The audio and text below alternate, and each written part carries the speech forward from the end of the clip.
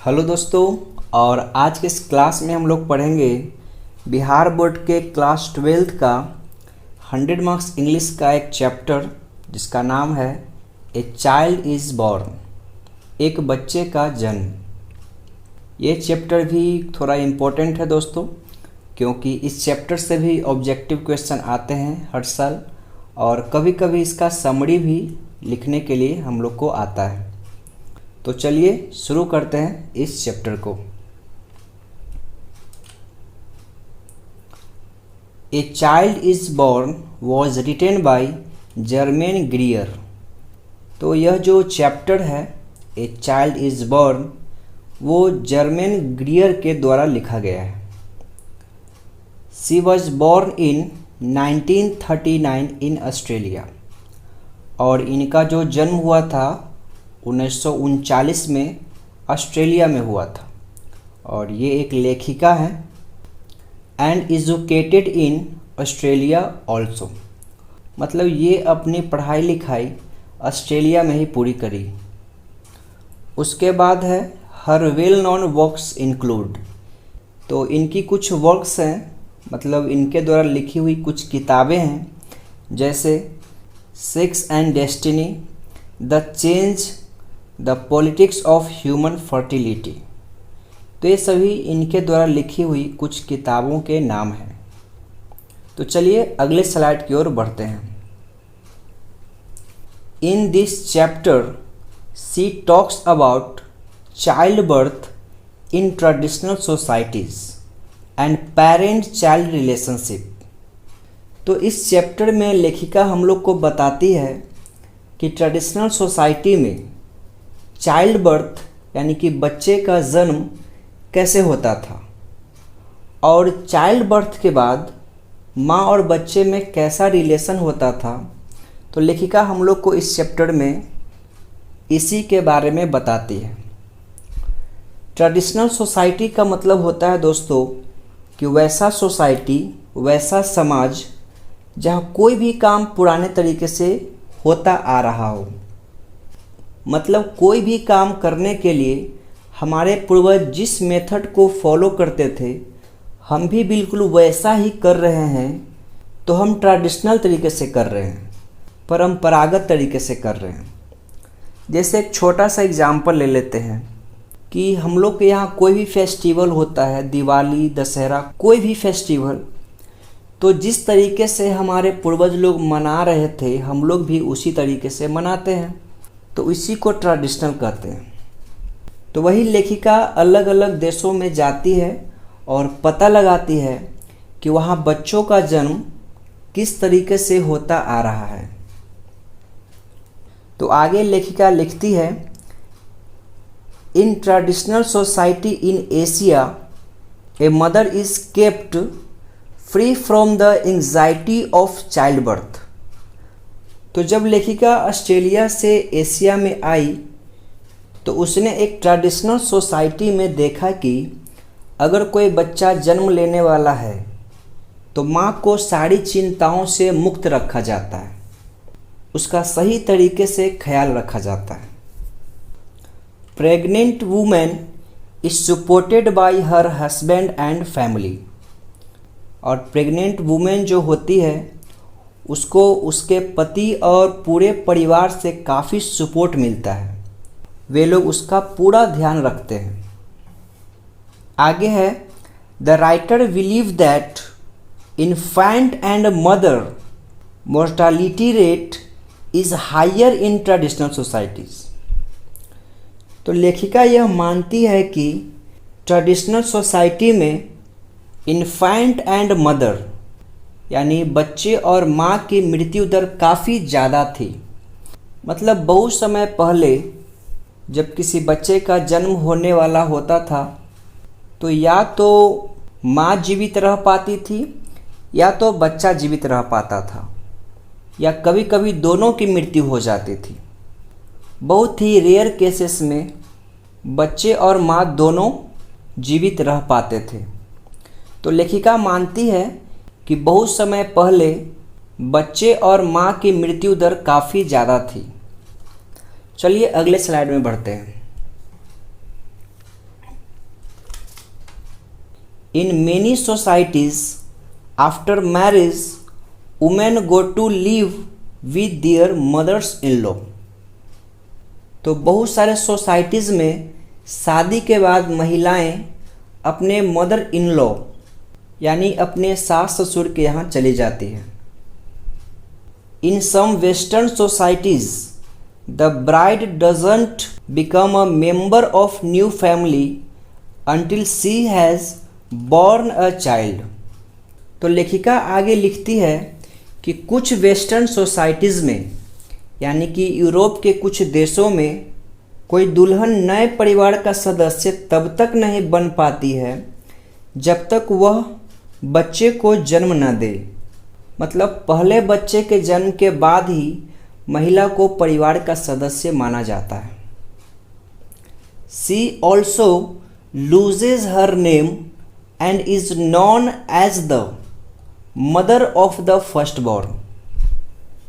और वह अपना नाम भी गंवा देती है, उसे अपना पहले वाला नाम भूलना पड़ता है और वह अपने प्रथम बच्चे की माँ के रूप में जानी जाती है।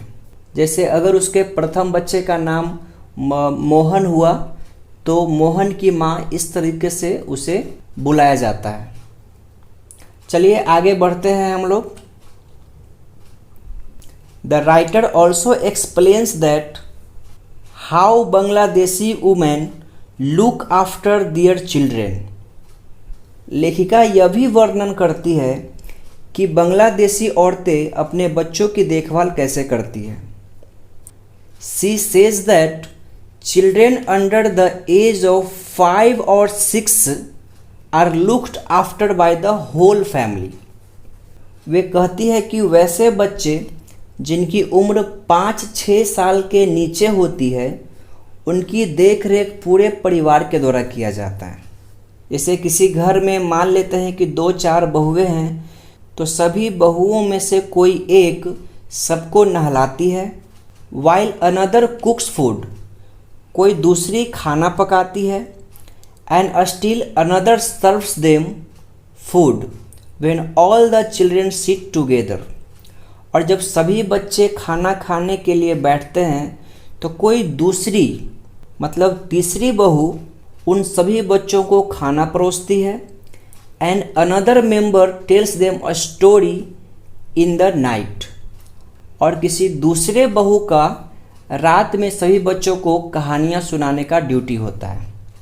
तो इस तरह से लेखिका बांग्लादेश के बारे में लिखती है कि वहाँ पर 5-6 साल से कम उम्र वाले बच्चों की देखभाल पूरे परिवार के द्वारा की जाती है। तो चलिए बढ़ते हैं नेक्स्ट स्लाइड की ओर। A young Sylheti woman describes that if a girl is lucky and her parents are alive, then she is sent to her mother's house for the last few months of pregnancy and about the first 3 months of the baby's life। तो यहाँ पर देखिए दोस्तों, सिलहेटी एक बांग्लादेश का शहर है।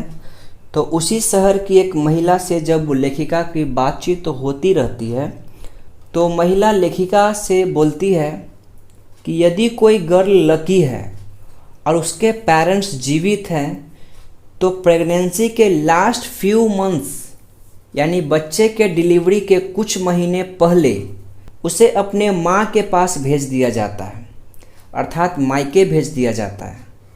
और कब तक?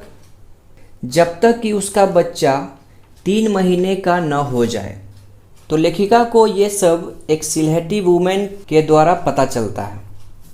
There she gets much love and care. वहाँ उसे अपने भाई बहनों से, माता पिता से बहुत सारा प्यार मिलता है, उसे मनपसंद खाने को दिया जाता है और उसका काफ़ी ख्याल रखा जाता है। When the baby is 7 days old, there is a naming ceremony. Garlands of turmeric and garlic are worn to ward off evil spirits. मतलब जब बच्चा 7 दिन का हो जाता है तो उसका जन्म मनाया जाता है नाम रखने का उत्सव मनाया जाता है, यानी कि पार्टी वगैरह होती है। बच्चे को नए नए कपड़े पहनाए जाते हैं, माँ को साड़ी दी जाती है, भोज होता है, गाना नाचना होता है और अंत में बच्चे को इविल स्पिरिट्स यानी बुरी आत्माओं से बचाने के लिए उसे हल्दी और लहसुन की मालाएं पहनाई जाती है। चलिए बढ़ते हैं नेक्स्ट स्लाइड की ओर। The writer mentions about a modern hospital for Bantu patients in South Africa. तो जब एक बार लेखिका साउथ अफ्रीका गई थी तो वहाँ उसने बंटू पेशेंट के लिए बना हुआ एक बहुत ही विशाल और मॉडर्न हॉस्पिटल देखा। देखिए, बंटू का मतलब होता है, बंटू एक लैंग्वेज का नाम है जो कि साउथ अफ्रीका में बोला जाता है। तो इस हॉस्पिटल में जितने भी पेशेंट एडमिट थे सारे बैंटू लैंग्वेज ही बोलते थे, इसलिए लेखिका ने बैंटू पेशेंट लिखा है। तो जब लेखिका ने हॉस्पिटल देखा और वो उसके अंदर गई तो जो उसने देखा वो काफ़ी भयानक और दर्दनाक था। तो उसने क्या देखा? The delivery ward was full of groaning women who were labouring alone. यानी डिलीवरी वार्ड में कराहती हुई और घूमती हुई गर्भवती महिलाओं की भीड़ थी और कुछ को बेड पर लिटाकर अकेले छोड़ा हुआ था। पूल्स ऑफ ब्लड ले ऑन द फ्लोर। बहुत सारा ब्लड फर्श पर गिरा हुआ था। The nurses were busy in their work and ignored the labouring women. और सभी नर्सें अपने काम में व्यस्त थी और दर्द से कराहती हुई महिलाओं को नज़रअंदाज कर रही थी। तो लेखिका को उस हॉस्पिटल के हालात जो थे वो काफ़ी ख़राब लगा। उसे ये सब देखकर काफ़ी दुख हुआ। Thus the writer has shown how childbirth is conducted in traditional societies। तो इस प्रकार लेखिका ने दिखाया कि अलग अलग ट्रेडिशनल सोसाइटी में बच्चे का जन्म कैसे होता है। तो ये था दोस्तों ए चाइल्ड इज़ बॉर्न का एक समरी। उम्मीद है आपको यह चैप्टर समझ में आया होगा। तो फिर मिलेंगे अगले वीडियो में, तब तक के लिए जय हिंद एंड गुड बाय।